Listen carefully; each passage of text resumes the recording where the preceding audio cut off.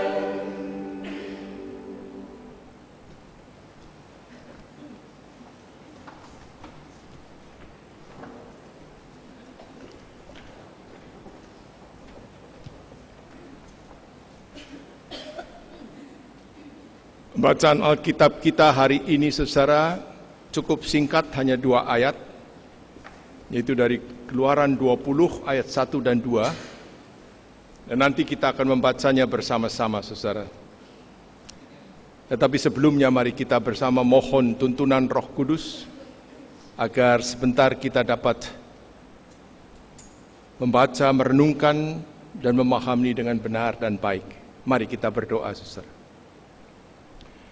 Tuhan Allah Bapa kami di surga, Bapa yang kami kenal dalam Tuhan kami Yesus Kristus, Bapa yang maha baik, maha kasih dan maha murah. Sungguh kami bersyukur karena kami boleh mengenal Engkau dan Engkau mengenal kami semuanya dengan baik. Terima kasih jikalau pada pagi hari ini Engkau memberi kami kekuatan dan kesehatan, juga kesegaran dan semangat untuk boleh bersama berhimpun di rumah Tuhan ini, memuji, memuliakan Engkau, dan juga untuk memanjatkan doa-doa kami. Tetapi juga ya Tuhan, kami rindu untuk mendengar pesan firman Tuhan hari ini. Oleh karena itu tolonglah kami, kuasai hati dan pikiran kami Tuhan oleh Roh-Mu yang kudus, agar kami boleh menyambut akan firman Tuhan dengan sukacita, dan agar kami juga boleh diberi penerangan, pencerahan yang baru, agar kami lebih mengenal Engkau dengan baik.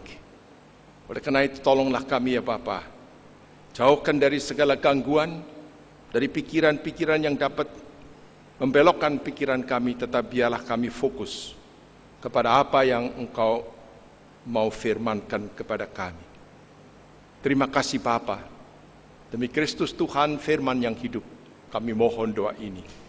Amin. Keluaran 20 saudara, ayatnya yang pertama dan yang kedua. Mari kita baca bersama-sama saudara. Lalu Allah mengucapkan segala firman ini, Akulah Tuhan Allahmu yang membawa engkau keluar dari tanah Mesir, dari tempat perbudakan. Saudara-saudara sekalian yang dikasihi oleh Tuhan, saya tidak tahu apakah saudara pernah memperhatikan atau tidak, tapi beberapa waktu yang lalu ketika saya menonton televisi, saya seringkali melihat ada tulisan di bawah yang menyebut, tiada Tuhan selain Allah. Pernah ya saudara membaca demikian? Pertanyaan kita tentu, Allah yang mana? Sebab di dunia ini ada banyak macam Allah saudara. Ada Allah yang benar, ada Allah yang palsu, ada Allah yang dipalsukan. Tetapi juga ada Allah yang bisu, Allah yang tidak berbicara karena mati. Allah yang mana saudara? Nah saudara sekalian, oleh karena itu betapa pentingnya kita mengenal Allah yang benar, Allah yang hidup, Allah yang maha kuasa, Allah yang benar-benar menyapa kita.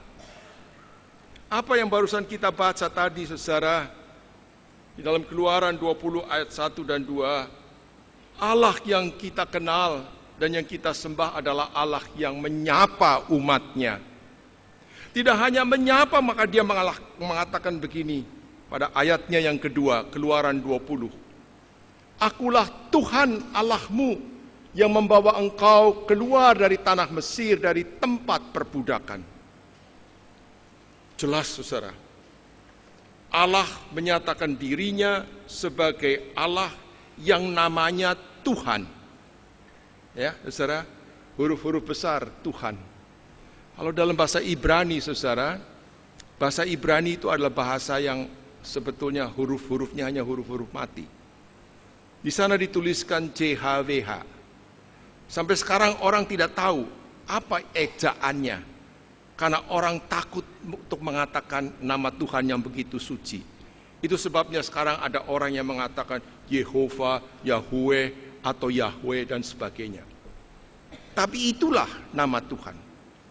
Jadi saudara, Allah yang menyapa umatnya, Allah yang mengenal umatnya, memperkenalkan diri sebagai Tuhan, yang namanya Tuhan itu. Jadi saudara, kalau saudara berdoa, jangan salah alamat ya. Jangan salah ke Allah yang keliru, tetapi berdoalah kepada Tuhan Allah. Sebab Tuhan Allah inilah saudara yang tadi menyatakan bahwa dialah yang telah membebaskan umatnya dari tanah Mesir. Berarti saudara, Tuhan Allah yang memperkenalkan diri dan yang dikenal oleh umatnya adalah Allah yang maha kasih, Allah yang maha murah, Allah yang peduli kepada umatnya, Allah yang tidak membiarkan umatnya dalam penderitaan dan kesusahan, sehingga dia mengutus Musa dan Harun, dua bersaudara, untuk membebaskan umat Israel, umat Allah pilihannya itu, dari perbudakan di tanah Mesir. Bahkan saudara, oleh kasih kemurahannya, Tuhan Allah ini mau menyelamatkan umatnya dari duka dan derita itu seterusnya dan selamanya. Karena Tuhan Allah ini mau memelihara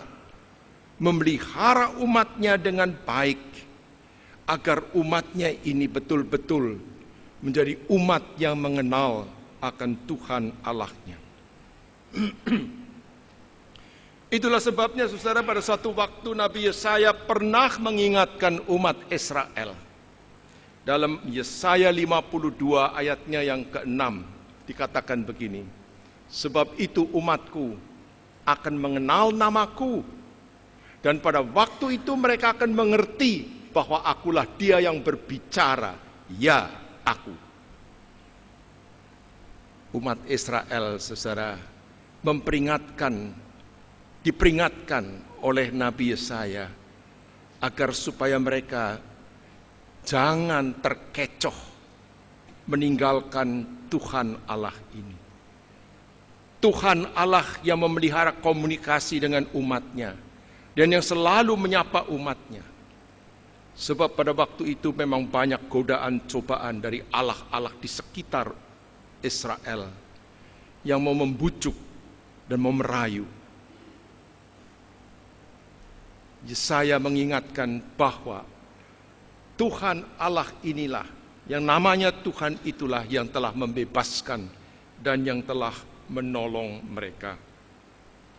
Saudara-saudara sekalian yang dikasihi oleh Tuhan, untuk itulah saudara, maka Tuhan Allah menetapkan suatu perjanjian.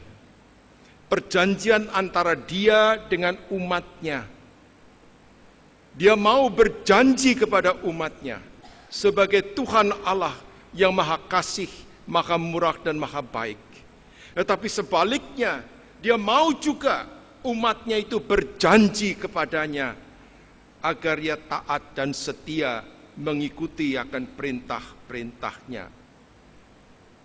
Dalam satu perjanjian saudara, selalu ada ikatan janji dari dua pihak. Ada kesepakatan yang harus dihargai, dihormati, dipatuhi, dan juga ditaati. Itulah sebabnya saudara, dalam satu perjanjian ada imbalan bagi mereka yang setia dan taat. Akan tetapi ada juga sanksi bagi mereka yang tidak mentaatinya dan merusak perjanjian itu. Saudara-saudara sekalian, karena perjanjian ini adalah perjanjian antara Tuhan dengan umatnya, dan Tuhan ini adalah Allah yang hidup, yang maha kuasa, itu berarti bahwa di hadapan Tuhan tidak ada yang tersembunyi. Tuhan mengenal umatnya dalam segala hal.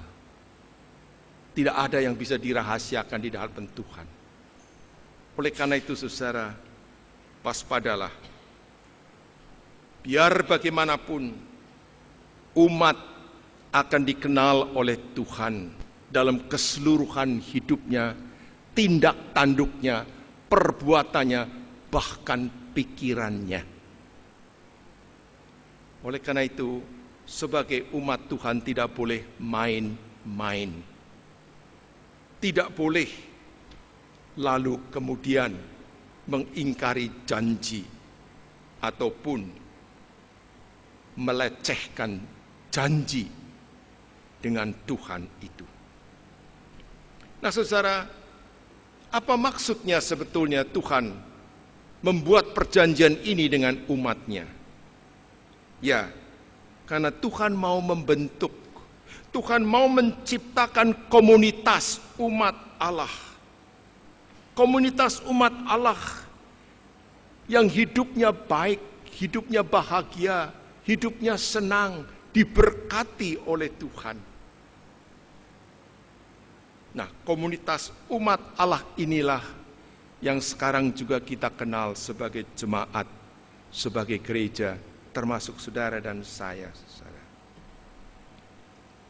Saudara-saudara sekalian yang dikasihi oleh Tuhan, itu berarti saudara bahwa ada satu kesepakatan antara umat dengan Tuhan Allah. Ada kesepakatan antara kita semua dengan Tuhan Allah. Yang harus kita hargai, harus kita hormati, harus kita taati, dan harus kita patuhi. Agar supaya imbalan yang dijanjikan oleh Tuhan senantiasa menyertai hidup kita. Saudara sekalian, mulai minggu depan, selama 10 minggu berturut-turut, akan dikhotbahkan 10 hukum Tuhan. Dan inilah saudara, hari ini sebetulnya pengantarnya. Dan 10 hukum itu kita kenal semua saudara. Itu diberikan oleh Tuhan dalam rangka perjanjian ini, yaitu sebagai pedoman kehidupan umatnya. Agar supaya umat Tuhan yang terikat oleh janji dengan Tuhan selalu hidup dituntun, dipagari, dan dipimpin oleh Tuhan melalui pedoman 10 hukum itu. Oleh karena itu saya harap bahwa Bapak, Ibu, dan saudara sekalian akan berturut-turut mengikuti 10 minggu, khotbah 10 minggu nanti ini dengan teratur. Nah, saudara, berbicara mengenai ikatan perjanjian, saudara, antara Tuhan Allah dengan umatnya, maka itu berarti ada relasi, ada keterhubungan yang berkelanjutan dan berkesinambungan. Sebab janji ini atau perjanjian ini tidak untuk sementara atau untuk beberapa tahun, bahkan untuk berpuluh tahun, tidak. Tetapi adalah perjanjian yang abadi, yang selamanya, yang antara Tuhan dan umatnya. Dan saudara, komunitas umat Allah yang dibentuk oleh Tuhan melalui perjanjian ini dimaksudkan untuk membentuk suatu persekutuan kekeluargaan yang akrab dan menyenangkan, saudara. Tuhan menghendaki agar ada kehidupan di antara umat Tuhan yang saling mengasihi, saling tolong-menolong. Ada kehidupan yang akrab, ada kehidupan saling peduli, ada kehidupan saling tolong-menolong. Bahkan Tuhan menghendaki agar supaya dalam perjanjian ini dipelihara relasi hubungan segitiga itu, saudara. Yaitu hubungan antara kita dengan Tuhan dan hubungan antara kita dengan sesama kita. Inilah yang dikehendaki oleh Tuhan. Relasi hubungan persekutuan kasih segitiga dengan Tuhan dan dengan sesama. Saudara-saudara, sungguh indah maksud daripada Tuhan. Oleh karena itu saudara, janganlah kita memandang 10 hukum yang Tuhan tetapkan itu menjadi semacam ancaman atau semacam hukum yang mau menjerat kita untuk kita terhukum dan dihukum oleh Tuhan. Tidak. Tetapi marilah kita memandang 10 hukum yang nanti kita akan pelajari bersama itu ialah secara positif, saudara. Bahwa semua itu diberikan oleh Tuhan untuk menjadi pedoman kehidupan kita. Agar supaya kita tidak terjebak, terseret, beralih menyembah Allah atau ilah yang lain. Ilah yang mati, ilah yang bisu, ilah yang palsu. Tetapi kita tetap konsekuen, konsisten, memuji, memuliakan, dan juga berhubungan hanya dengan Tuhan Allah yang Maha Kasih dan Maha Murah itu. Saudara-saudara sekalian, betapa pentingnya perjanjian Tuhan dengan kita, umatnya. Ya. Di mana dalam perjanjian itu tadi ada hukum, ada peraturan yang ditetapkan, yang harus dihargai dan dihormati. Saudara, kalau kita merenungkan keadaan dan kehidupan masyarakat sekarang, kita sungguh sedih. Betapa tidak. Sejak reformasi sampai sekarang sudah 15 tahun. Tetapi apa yang terjadi, saudara?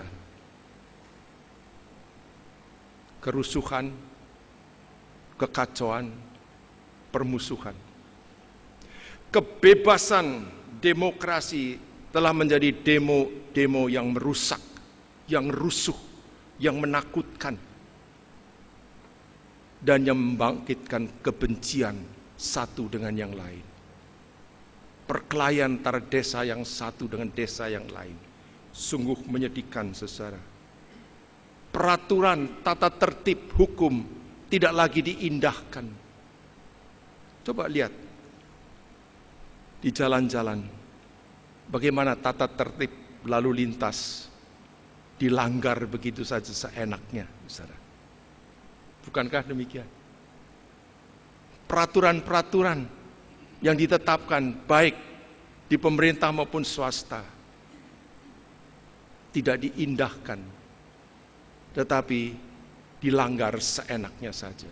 Bahkan undang-undang, saudara, undang-undang pun justru yang membuat undang-undang dan yang melaksanakan undang-undang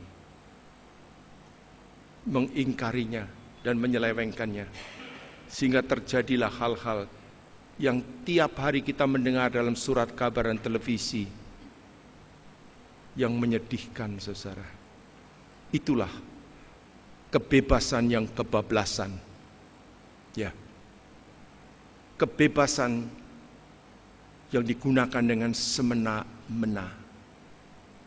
Saudara, Tuhan memberikan 10 hukum bukan untuk membatasi kebebasan hidup kita. Sama sekali tidak. Tetapi Tuhan memberikan 10 hukum dan ketetapan-ketetapan lain adalah justru untuk mengarahkan, untuk membimbing, untuk memberikan pedoman, dan untuk memagari agar supaya umat Tuhan hidupnya senantiasa pada jalan yang Tuhan kehendaki. Sehingga bukan sanksi yang diberikan oleh Tuhan berupa hukuman, tetapi imbalan yang dijanjikan oleh Tuhan, yaitu berkat pertolongan Tuhan. Saudara-saudara sekalian yang dikasihi oleh Tuhan, di dalam Yesus Kristus kita telah dibebaskan, saudara. Dibebaskan dari kuasa dosa. Umat Israel dibebaskan Tuhan dari perbudakan di Mesir. Dan Tuhan menuntun mereka, memelihara mereka untuk menuju tanah Kanaan. Tapi kita tahu sejarahnya, saudara. Bagaimana umat Israel yang sudah dibebaskan itu tetap jatuh bangun. Meskipun 10 hukum itu sudah diberikan. Oleh karena itu, saudara, betapa pentingnya apa yang dilakukan oleh Yesus Kristus membebaskan kita dari kuasa dosa. Umat Israel waktu itu, saudara, sungguh mengecewakan Tuhan. Mereka telah dibebaskan dari perbudakan, tetapi mereka masih memperhamba diri pada kuasa dosa, sehingga kehidupannya jatuh bangun dan hukuman Tuhan menimpa mereka.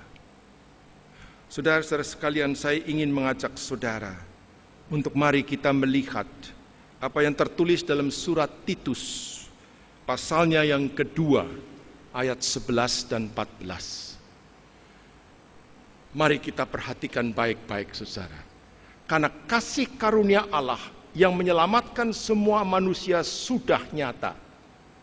Ia mendidik kita supaya kita meninggalkan kefasikan dan keinginan-keinginan duniawi dan supaya kita hidup bijaksana, adil, dan beribadah di dalam dunia sekarang ini.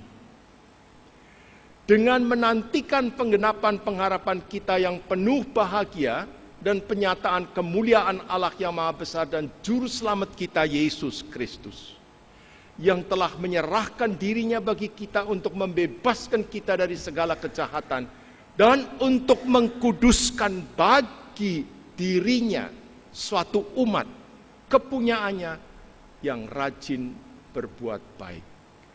Saudara, Yesus Kristus datang ke dalam dunia ini adalah untuk membebaskan kita dari kejahatan-kejahatan, dari kuasa dosa, agar kita tidak lagi menjadi hamba kejahatan. Tetapi tidak sampai di situ saja, saudara. Bukan hanya kita dibebaskan dari kuasa-kuasa kejahatan, melainkan untuk kita menjadi umat Allah, umat milik Allah, dan yang dikatakan yang rajin berbuat baik, saudara. Inilah yang dikehendaki Tuhan. Saudara, kita bersyukur dan berterima kasih. Dalam Yesus Kristus kita telah dibebaskan dari kuasa dosa, agar supaya kita tidak hidup lagi di dalam perbudakan kuasa dosa. Tetapi ingat, saudara, sekaligus dengan itu kita menjadi umat kepunyaan Tuhan. Dan sebagai umat kepunyaan Tuhan, kita terpanggil untuk rajin berbuat baik. Berbuat baik, saudara, dari tadi dikatakan, yaitu kita hidup adil, bijaksana, dan beribadah. Saudara, Tuhan Yesus dalam khotbahnya di bukit mengatakan agar supaya kita menjadi garam dan terang dunia. Maka marilah, saudara, kita sebagai umat Tuhan, tetapi kita juga menjadi bagian dari masyarakat kita. Marilah di tempat kita masing-masing dimanapun, kita tetap menjadi terang dan garam dunia. Agar supaya kita tidak ikut-ikutan dengan mereka yang tidak menghargai dan menghormati tata tertib, peraturan maupun undang-undang di negara kita ini. Tetapi marilah kita sebagai umat Tuhan menyaksikan diri bahwa kita bukan lagi dikuasai oleh kuasa dosa, tetapi kita dipimpin oleh Tuhan dan hidup tertib, teratur, mematuhi undang-undang di negara kita. Karena kita adalah umat Tuhan yang setia dan taat akan pedoman hidup yang Tuhan berikan kepada kita. Amin.